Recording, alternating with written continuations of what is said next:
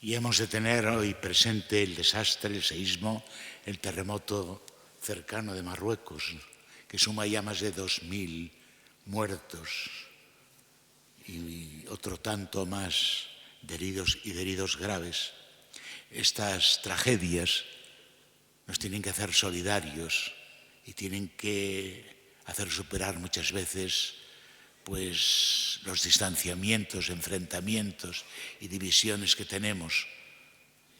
Porque cuando un país, una ciudad, un pueblo sufre, pues naturalmente todos debemos de hacer todo lo posible por paliar ese sufrimiento.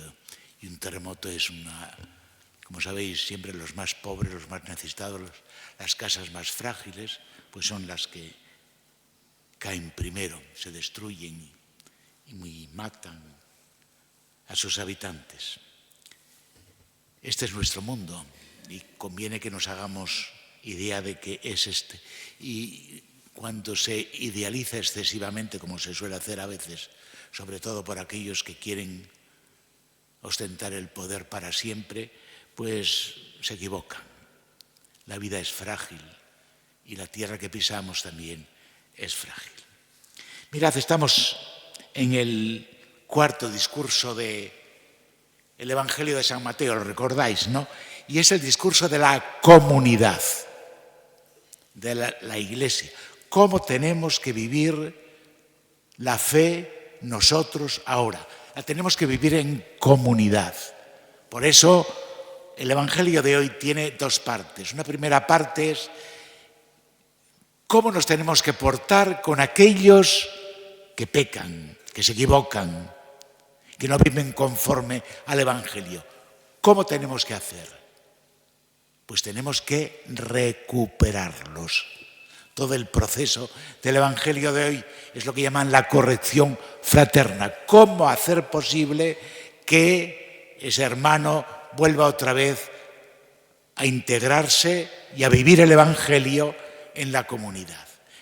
Si os fijáis, el Evangelio de hoy está antes la parábola de la oveja perdida.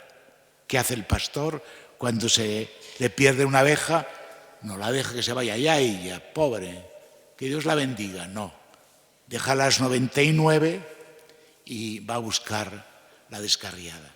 Y el pasaje siguiente al de hoy es lo de Pedro. ¿Cuántas veces tengo que perdonar? Hasta 7 veces 7 es el pasaje siguiente. Por eso, entre estos dos pasajes podemos entender muy bien lo que pretende Jesús comunicarnos hoy, que nos puede costar, nos puede costar, porque estamos en un ambiente conflictivo, de enfrentamiento. En el ambiente, dicho así con mantras de hoy, no es no, y se acabó. No, es lo que se divulga y andamos dividiéndonos y enfrentándonos y excluyéndonos. Y el Evangelio está sobre la clave de amaos unos a otros. Es más, y esto es lo que da calambre, amad a vuestros enemigos. Decirlo es fácil, ponerlo en práctica, a mí, lo digo de verdad, me cuesta mucho. Pero así es el Evangelio. Y en este ambiente es lo de hoy. ¿Qué hay que hacer con aquellos pecados? Mirad, tenemos dificultades por ejemplo, con los migrantes, los que vienen aquí, para admitirlos, para incorporarlos, para ayudarlos. O con los refugiados. ¿Cuántos refugiados hay que tienen que huir, por ejemplo, de Irak? ¿Cuántos hay de Irak aquí? O africanos que tienen que huir de su país porque la violencia es el clima diario en el que se tienen que mover y no pueden más y huyen. O el hambre también. Pues estamos en una época de migraciones otra vez y de refugiados. Posiblemente hay más de 4 millones por el mundo de refugiados fruto de la violencia de las guerras que estamos sufriendo. Fijaos ahora en Nicaragua, en Venezuela, en Colombia, ahora en Ucrania, aunque quieren volver otra vez, pero ¿cuántos han tenido que salir? Bien, este es el mundo en que nos movemos. Y como la fe es para la vida, por eso el Evangelio quiere responder a ver qué actitud tenemos nosotros que adoptar ante esto. Pero tenemos otras exclusiones. En la Iglesia vamos avanzando, en la Iglesia hay que hacer también pues algunas renovaciones y tenemos colectivos, por ejemplo, con los divorciados. Es un colectivo y se les debe procurar la comunión. Pues este es un grupo que también crea debate, crea división de opiniones en la Iglesia, ¿no? El que el Papa haya facilitado, por ejemplo, el trámite de la declaración de nulidad, pues a algunos no les gusta. Estamos en una sociedad eso de aduanas y de puertas cerradas. Este es de los otros, este es de los míos. Y naturalmente amarse así, comprenderse, ser comprensivos, perdonarse, cuesta, ¿no? Y hay otro colectivo que todavía es mucho más conflictivo y que dará. Todas estas cosas las tenemos que ver y naturalmente tenemos que sentir que la Iglesia no es un partido político. La Iglesia está llevada, iluminada por el Espíritu Santo. Y el Papa, pues es el que nos ha tocado. También en esto nos divide la opinión que tenemos sobre el Papa actual. Lo digo abiertamente porque me lo dicen en la calle, a mí. No es nada, ¿no? Y lo tenemos que ver así. Es decir, el Papa no le hemos elegido nosotros por votación. El Papa en la Iglesia, unos mejores, otros más discutidos, pues sostenemos, y esa es nuestra verdad, que han sido puestos por el Espíritu Santo. Pero no son divinos, no son divinos. Que eso es un problema que hemos tenido. Mirad, Pío XII no bajaba a la Basílica de San Pedro nada más que 1 o 2 veces al año. Y no salió de Roma, nunca. Ya vino Juan XXIII y rompió moldes y ya armó el tren para ir a Asís. El primer viaje que hizo es así. Armó la tremolina, el Papa que sale de Roma. Luego vino Pablo VI y anduvo viajando, fue a la ONU. Y ahora, no digamos San Juan Pablo II, que visitó 102 países. 102 países. Bien, y naturalmente han tenido actitudes que pueden ser discutidas. El Papa solamente, iba a decir, no se le puede discutir cuando habla, como dice, es cátedra, cuando habla de verdades dogmáticas. Pero en lo demás puede tener criterios.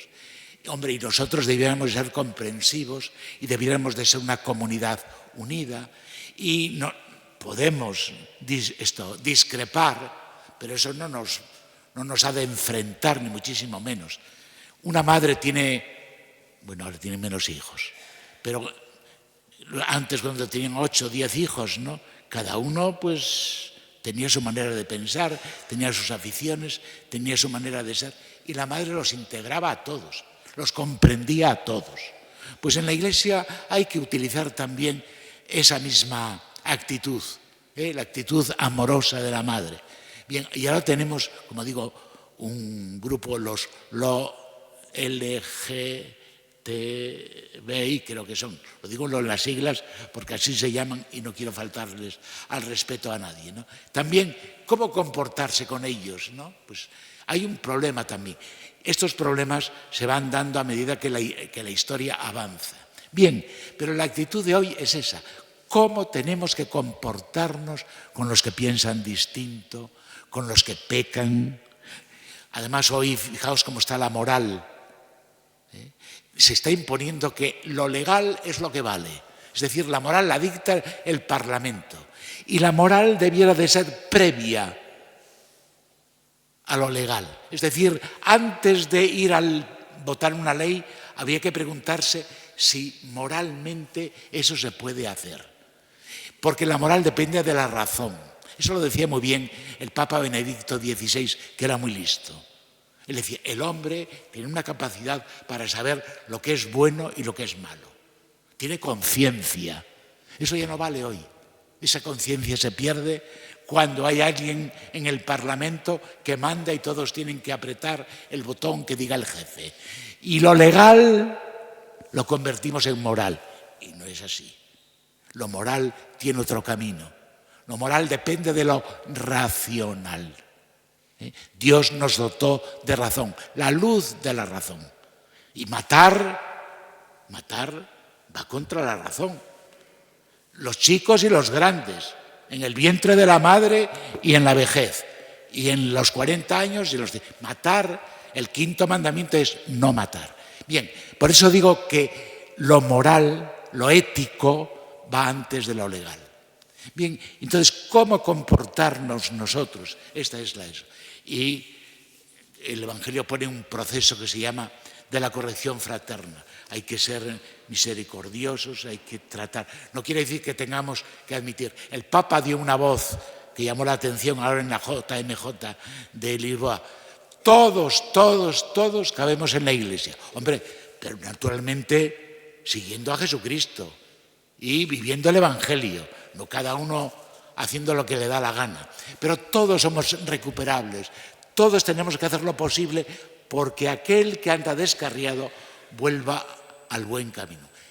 Esta es la primera lección de lo que nos quisiera decir hoy Jesús. Y lo segundo es, cuando 2 o 3 estén reunidos en mi nombre, ahí estoy yo en medio de ellos. La Iglesia es comunidad. Y la misa de los domingos es el acto fundamental de la comunidad. Por eso la misa de los domingos no es si me apetece, es una invitación de Jesús, es una necesidad. Es Jesús el que quiere estar con nosotros. Y no debemos de ser utilitaristas. Si me conviene, voy.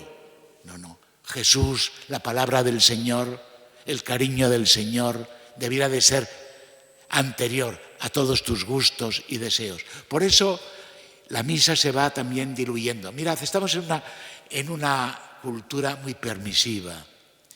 Hoy hay una manifestación, bien, pero hay una queja total. A pesar de lo que está pasando, hay una indolencia, hay una pereza, hay una dejadez que también repercute en la Iglesia, en la manera de vivir la fe, en el compromiso, en la adhesión a Dios, en el compromiso con nuestro bautismo.